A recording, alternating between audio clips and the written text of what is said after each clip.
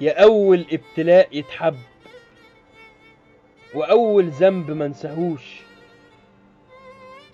ياللي انتي مفروض عدو وغيرتي مسار جيوش، يا بعيدة وعنيدة يا مغرورة ووحيدة، كتبت ليكي 100 قصيدة ومشاعرك ثابتة ما بيتهزوش.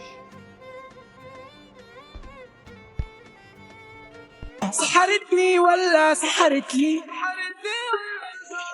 وعيون مش محتاجة تسحر لي، مش عايزة تجيبني بس جابتني، ونسيتني وفي قصتي حبستني.